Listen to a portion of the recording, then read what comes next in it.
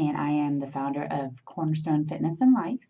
And I'd like to talk to you today about gain versus pain tasks. We always put pain tasks in front of gain tasks because we feel like they just have to get done.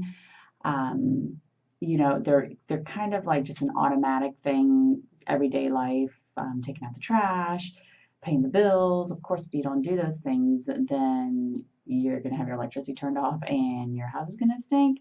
But they can wait a little bit because they're an easy task. They can be done at a different time. Your gain tasks attribute to 90% of your achievements, and we always put those off. We don't put deadlines on those. So that's something very important to think about when you are planning your day, what tasks you're putting on your list, and which ones are priority and which ones are more of a pain task that, yes, you have to do it, but you don't have to do it right away. So there are 3 attributes to help you recognize your gain tasks. And the first one is the lack of urgency. These tasks can be put off over and over and over, like we said. And so when you recognize that I keep putting this off, then sit down and look at your calendar and say, I need to put this on the calendar. And they always say to add 20% of the time you think it's going to take you to get something done, because that's typically how much longer it usually does take. Let's see, when we do gain tasks, they produce significant results and lifelong results. So when you're doing that task, think about what is the result going to be. Yes, if you don't take out your trash, your house is going to stink, and you'll probably eventually take it out before it gets really bad. But long term, with your gain tasks, how's it going to benefit your life, and where will you be in a year from now if you start that gain task today?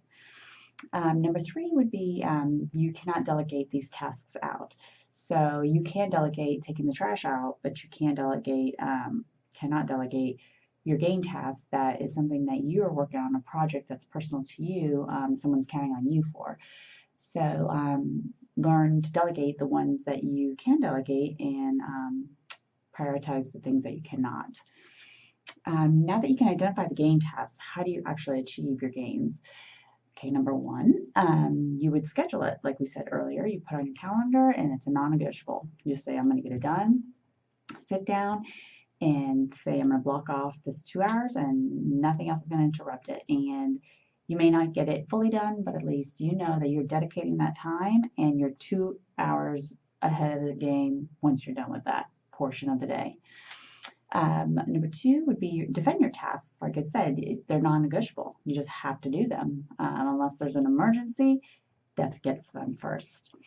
And then number 3, neglect maintenance and play catch up later. Like I was saying with your bills and with you taking out your trash.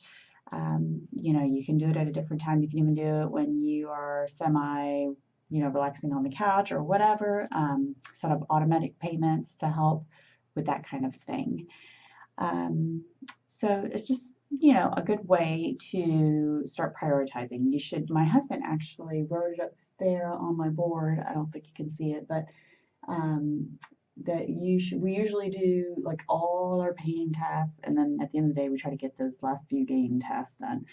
And we should really be doing pain tasks to get those out of the way, and then a gain task. Pain task, and a gain task, because we do have to live life. We have to get things done.